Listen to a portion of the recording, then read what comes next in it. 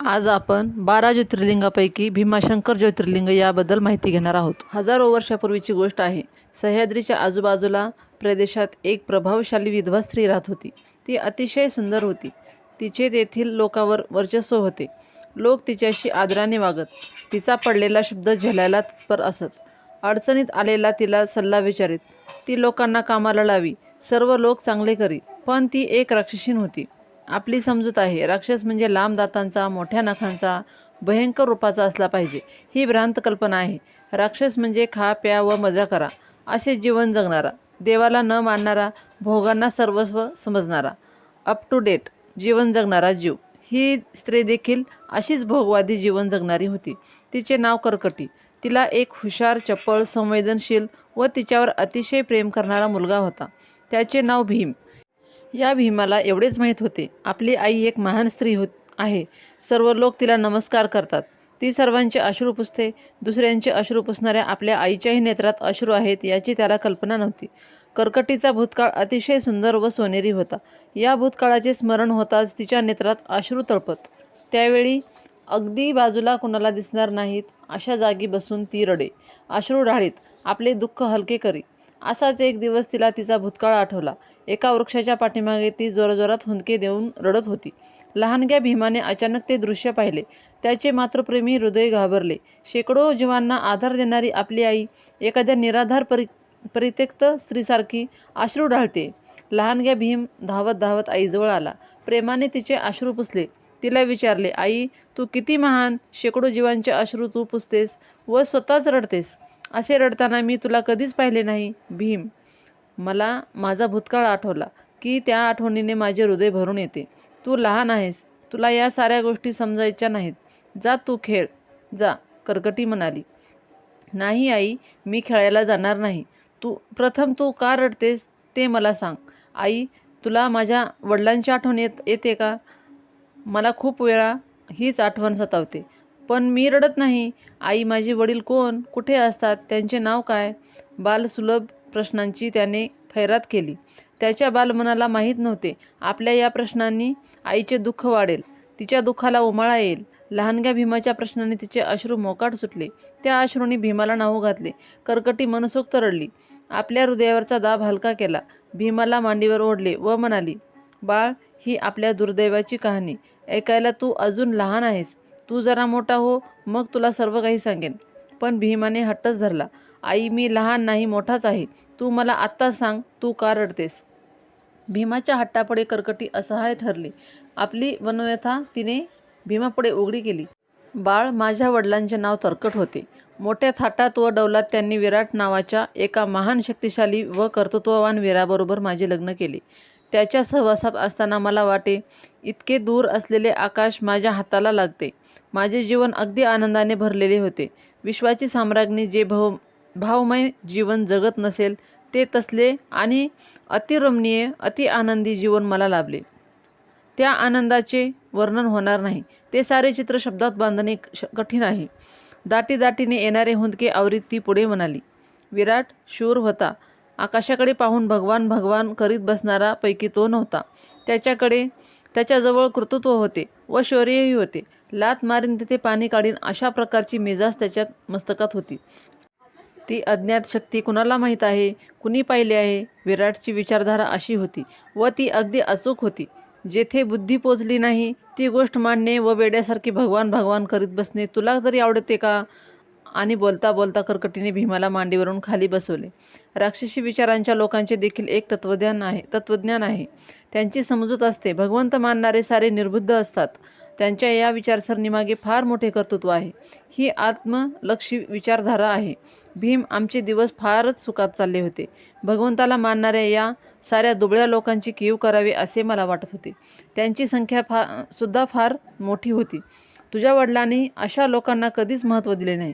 त्यांच्यापुढे ते कधीच नमले नाहीत.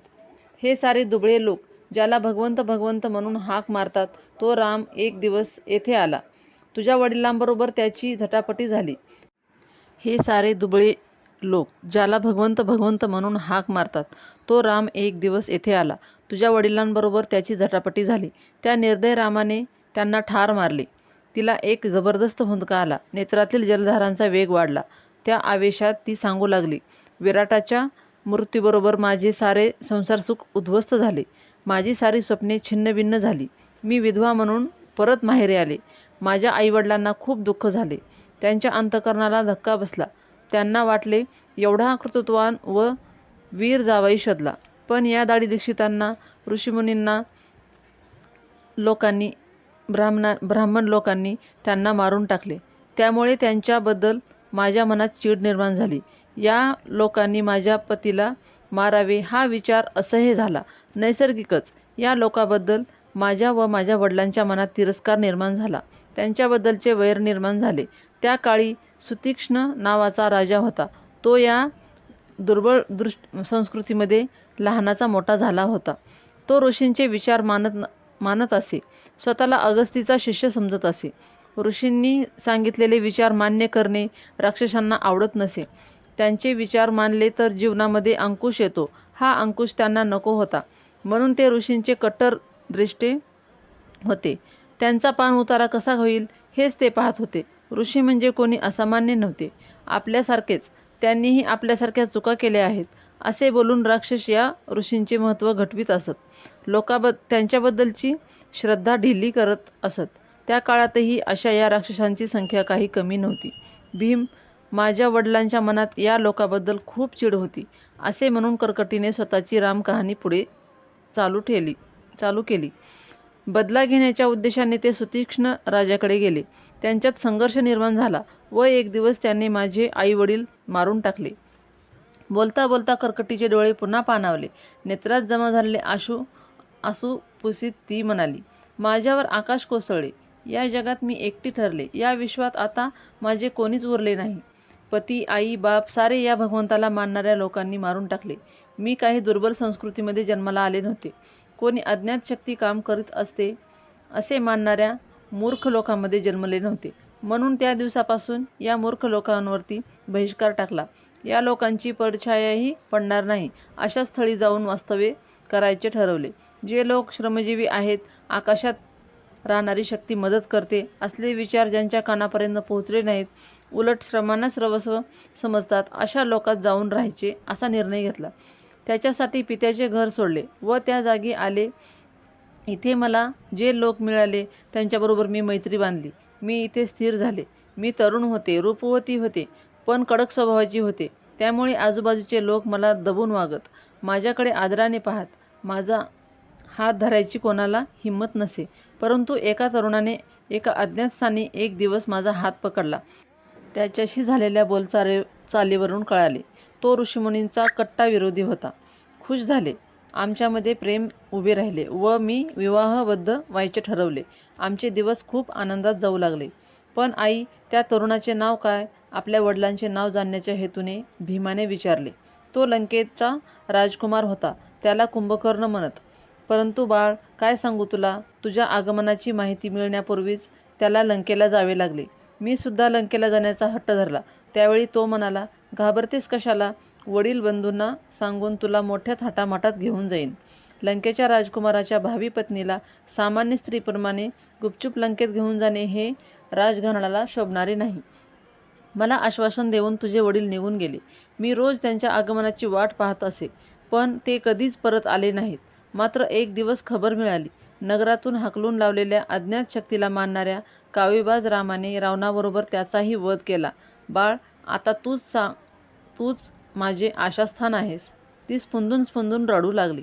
आईच्या रडण्यातील भयानकतेने भीमाच्या मनात ऋषीमुनी विरुद्ध हलाहल पेरले गेले. तो खूप चिडला. आपल्या आईवर झालेल्या अन्यायाचा बदला घ्यायला तो तयार झाला. पुराणात वर्णन आहे, भीमाने ब्रह्मदेवाची उपासना केली.